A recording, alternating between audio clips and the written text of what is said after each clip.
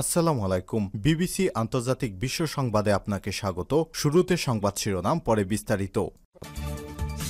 বাংলাদেশের সর্বশেষ গুরুত্বপূর্ণ আপডেট সংবাদে আপনাকে স্বাগত। শুরুতেই সংবাদ শিরোনাম, পরে বিস্তারিত। প্রথমেই জানাবো আমাদের হাতে থাকা সর্বশেষ গুরুত্বপূর্ণ সবথেকে তাজা আপডেট সংবাদ। ১৩ নভেম্বর ঘিরে বিশেষ নির্দেশনা জারি, সতর্ক অবস্থানে রাজধানীর ৫০ থানার পুলিশ। জুলাই গণঅভ্যুত্থানের সময় সংগঠিত মানবতা বিরোধী অপরাধের ঘটনায় ক্ষমতাচ্যুত প্রধানমন্ত্রী শেখ হাসিনা সহ ৩ আসামির বিরুদ্ধে করা মামলার রায় ঘোষণা সম্ভাব্য তারিখ আগামী ১৩ নভেম্বর নির্ধারণ করেছে আদালত। রায়ের দিন সর্বোচ্চ শক্তি নিয়ে মাঠে থাকবে আওয়ামী লীগ ও দলটির অঙ্গ সহযোগী সংগঠনের নেতাকর্মীরা। সবাইকে সতর্ক অবস্থানে থাকার নির্দেশনা জারি করা হয়েছে। এরপর জানাবো, ফেব্রুয়ারিতে নির্বাচন না হলে আরেকটি ১-১১ হবে বললেন রাশেদ খান। গণঅধিকার পরিষদের সাধারণ সম্পাদক রাশেদ খান বলেছেন, ফেব্রুয়ারিতে নির্বাচন না হলে দেশে আরেকটি ১-১১ হবে, যার খেসারত বিএনপি, জামাত, এনসিপি, ইসলামী আন্দোলন ও আমাদের গণঅধিকার সহ প্রত্যেকটি দলকেই দিতে হবে। সুতরাং ফেব্রুয়ারি মাসে সবাইকে নির্বাচন আদায় করে নিতে হবে। এদিকে থানা ভাঙচুর মামলায় আওয়ামী লীগ নেতা কারাগারে। কিশোরগঞ্জের ভৈরবের গজারিয়া ইউনিয়ন আওয়ামী লীগের সভাপতি মোহাম্মদ ফরিদউদ্দিন খান ৫৬কে গ্রেপ্তার করেছে পুলিশ। পরে তাকে কারাগারে পাঠানো হয়েছে। আজ ফরিদ খানকে থানা ভাঙচুরের মামলায় কিশোরগঞ্জ জেল হাজতে পাঠানো হয়েছে। উপজেলার মানিকদি গ্রামের নিজ বাসা থেকে তাকে আটক করা হয়। জানাবো, শেরপুরে এনসিপি সাংগঠনিক সম্পাদক পদে যুবলীগ নেতা। শেরপুর জাতীয় নাগরিক পার্টি এনসিপির আহ্বায়ক কমিটিতে সাংগঠনিক সম্পাদক পদে দায়িত্ব পেয়েছেন যুবলীগ নেতা মোহাম্মদ রকিবুল ইসলাম। তিনি নালিতাবাড়ী পৌর যুবলীগের পদে ছিলেন। দলীয় কার্যক্রম নিষিদ্ধ সংগঠন যুবলীগে থাকলেও এখন তা পদত্যাগ করেননি বলেও জানা গেছে। তবে এনসিপি নেতাদের জিজ্ঞেস করলে তারা কোনো সদুত্তর দিতে পারেনি। এবং সর্বশেষ জানাবো, হিন্দু মুসলিম ভাই ভাই ধানের শীষে ভোট চাই বললেন মির্জা ফখরুল। বিএনপির মহাসচিব মির্জা ফখরুল ইসলাম আলমগীর জানিয়েছেন, হিন্দু মুসলিম ভাই ভাই ধানের শীষে ভোট চাই। আজ হিন্দু প্রতিনিধি সম্মেলনে মাতোয়া বহুজন সমাজ ঐক্যজোটকে ধানের শীষে ভোট দেওয়ার জন্য প্রতিশ্রুতিবদ্ধ করেছেন। এ সময় তিনি স্লোগান ধরেন, হিন্দু মুসলিম ভাই ভাই ধানের শীষে ভোট চাই। সময় উপস্থিত সবাই একসঙ্গে এই স্লোগান ধরেন। এ সময় বিএনপির মহাসচিব বলেন, ১৭ বছর ধরে যে আন্দোলন সংগ্রামের মাধ্যমে গিয়েছি, আশা করছি আপনারা আমাদের পাশে থাকবেন। প্রিয় দর্শক, এতক্ষণ শুনছিলেন সংবাদ শিরোনাম, এবারে বিস্তারিত। তবে তার আগে বন্ধুরা, অনুরোধ থাকবে এই সংবাদটিতে একটি লাইক দিন। এই চ্যানেলে আপনি নতুন হয়ে থাকলে আমাদের সংবাদটি দেখতে দেখতে চ্যানেলটি সাবস্ক্রাইব করে রাখুন। কমেন্ট করে বন্ধুরা আপনার মূল্যবান মতামত জানিয়ে দিন আপনি বিশ্বের কোন দেশ থেকে বা বাংলাদেশের কোন স্থান থেকে আমাদের সংবাদটি দেখছেন এবং শুনছেন। আর বন্ধুরা, সংবাদটি আপনার সোশ্যাল মিডিয়া ফেসবুকে শেয়ার করে বন্ধুদেরও দেখার সুযোগ করে দিন। গাজা যুদ্ধে আপনি যদি নিরীহ ফিলিস্তিনিদের ভালোবেসে থাকেন, কমেন্টে ইয়েস লিখে বিশ্ববাসীকে জানিয়ে দিন। এবারে বিস্তারিত। ১৩ নভেম্বর ঘিরে বিশেষ নির্দেশনা, সতর্ক অবস্থানে রাজধানীর ৫০ থানার পুলিশ। জুলাই গণঅভ্যুত্থানের সময় সংগঠিত মানবতাবিরোধী অপরাধের ঘটনায় ক্ষমতাচ্যুত প্রধানমন্ত্রী শেখ হাসিনা সহ ৩ আসামির বিরুদ্ধে করা মামলার রায় ঘোষণা সম্ভাব্য তারিখ ১৩ নভেম্বর দিন ধার্য করেছে আদালত। রায়ে সর্বোচ্চ শক্তি দিয়ে মাঠে থাকবে আওয়ামী লীগ ও দলটির অঙ্গ সহযোগী সংগঠনের নেতাকর্মীরা। দলটির এমন প্রস্তুতি প্রতিহত মোকাবেলা করার জন্য ব্যাপক প্রস্তুতি নিয়েছে পুলিশও।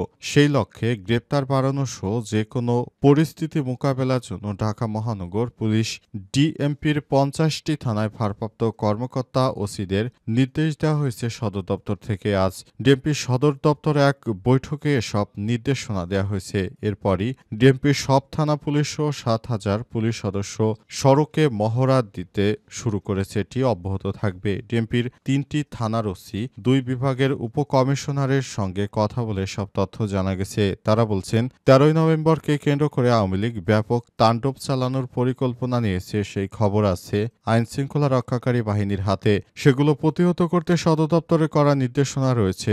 সকালে সদর দপ্তরের একটি বৈঠক হয়। সেই বৈঠকে সর্বোচ্চ সতর্ক অবস্থানে থাকার জন্য বলা হয়েছে। এরপরই ডিএমপির থানা ও অন্যান্য পুলিশ সদস্য সহ ৭,০০০ পুলিশ সদস্য মোবিলাইজেশন কন্টিনেন্টস এ অংশ নেয়। মোবিলাইজেশন কন্টিনেন্টস হল বিশেষ কোনো পরিস্থিতি সামনে রেখে পুলিশ সদস্যদের অগ্রিম প্রস্তুতির মহড়ায় পুলিশ সদস্যদের বিশেষ পরিস্থিতি মোকাবেলায় অগ্রিম প্রস্তুত রাখা হয়। থানা এবং অন্যান্য পুলিশ স্থাপনা পরিবহন প্রয়োজনীয় বল প্রয়োগের টিম প্রস্তুত রাখা হয়েছে।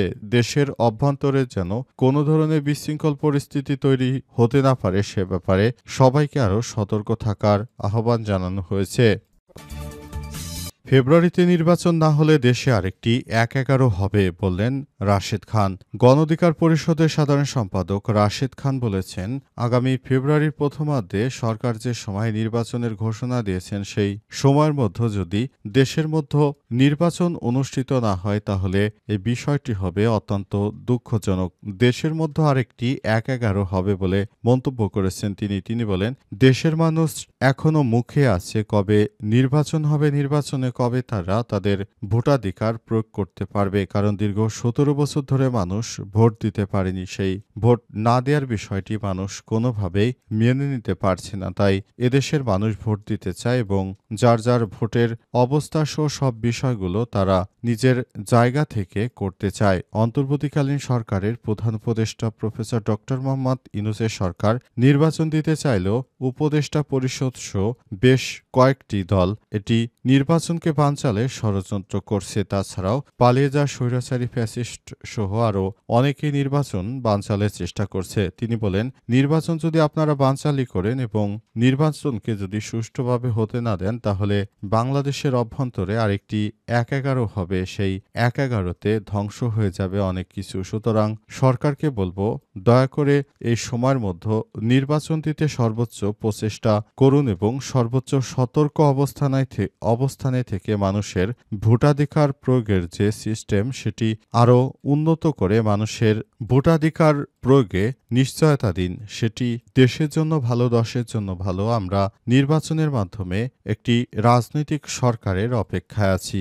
রাজনৈতিক সরকার না হলে দেশের সংকট মোকাবেলা কঠিন হয়ে পড়বে। তাই সরকারের উদ্দেশ্য করে তিনি আরও বলেছেন, যত দ্রুত সম্ভব দেশে নির্বাচনের আয়োজন করুন, তা না হলে পালিয়ে যাওয়া স্বৈরাচারেরা আরেকটি ১-১১ তৈরি করে ফেলবে। তখন সবথেকে ক্ষতিগ্রস্ত হব আমরাই।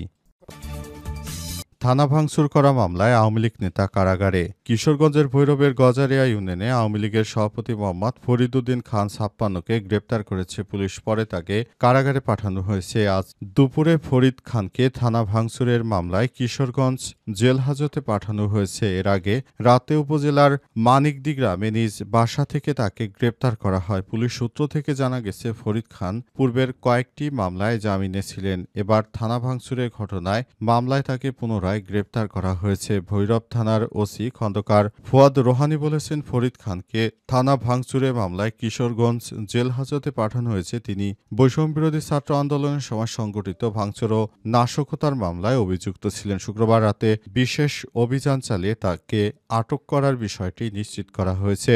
জানা গেছে, শেখ হাসিনা পালিয়ে যাবার পর তিনি দীর্ঘদিন ধরে আত্মগোপনে ছিলেন। তিনি ঘাপটি মেরে বসেছিলেন আর তার ঘাপটি মারা জায়গাটি থেকে তাকে আটকের জন্য প্রচেষ্টা চালায় প্রশাসনের সদস্যরা। এরপরই তাকে আটক করা হয়েছে। দীর্ঘদিন ধরে তিনি আত্মগোপনে থাকার কারণে তাকে খুঁজে পাওয়া যাচ্ছিল না। অবশেষে তাকে খুঁজে পাওয়া গেছে এবং তাকে আটক করে যৌথ বাহিনীর সদস্যরা। এ অবস্থায় তার বিরুদ্ধে পূর্বে যেসব মামলা রয়েছে সেই মামলাগুলোকে রিকল করে আবার নতুন করে চার্জশিট দাখিল করে এবং এরপরই তাকে সেখান থেকে সরিয়ে নিতে হবে বলে জানান তিনি।